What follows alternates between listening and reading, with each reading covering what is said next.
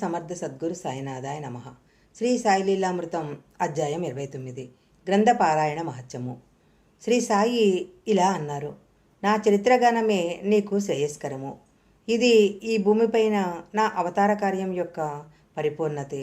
భావయుక్తంగా నా చర్యలు, సూక్తులు, గుణాలు మరియు విభూతులను గానం చేసేవారిని నేను సంపూర్ణంగా రక్షిస్తాను. భక్తి శ్రద్ధలతో నన్ను అంటిపెట్టుకునే నా భక్తులకు నా చరిత్ర పారాయణ వలన సంతోషం కలగటం సహజమే. నా లీలలు గానం చేసేవారికి పూర్ణమైన ఆనందము, శాంతి ప్రసాదిస్తాను. ఏకాగ్రతతో నన్ను కీర్తించి సంపూర్ణంగా నన్ను శరణు పొంది ఎల్లప్పుడూ నన్నే గుర్తుంచుకొని ధ్యానించే వారికి మోక్షమివ్వటమే నా వ్రతము.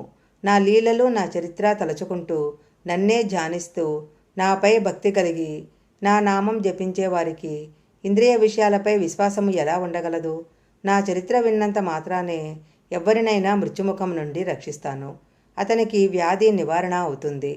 భక్తి శ్రద్ధలతో నా చరిత్ర శ్రవణం చేసి దానినే మననం చేస్తే నీకు కొంత శాంతి లభిస్తుంది. దేహాత్మ భావము మరియు దైత్వదృష్టి నశిస్తాయి.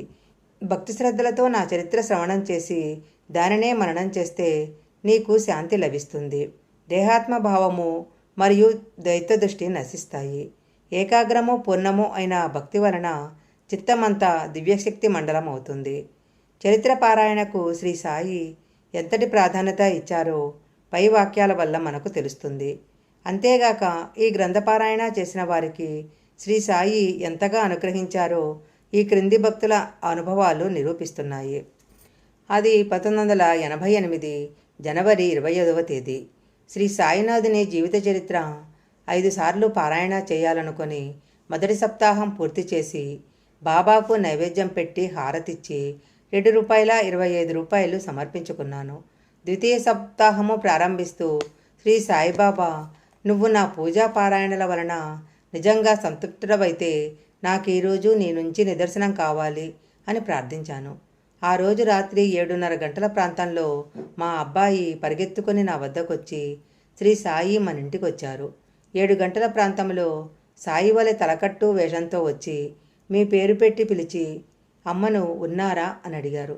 నేను మీరింకా రాలేదని చెప్పాను. ఆయన నా కేసి చూసి, రా సీనుబాబు, ఎందుకు భయము అన్నారు.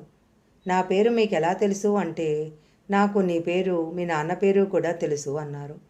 అమ్మతో, నేను యాత్రకు వెళ్తున్నాను, మీ వారు పూజ చేసి బాబా పటం వద్ద పెట్టిన దక్షిణ ₹2.25 తీసుకురా అన్నారు. తెచ్చిస్తే తీసుకొని, నన్నెందుకు ఎప్పుడూ నిందిస్తుంటావు? మీ వారు రాగానే నేను వచ్చి వెళ్ళానని చెప్పు అన్నారు.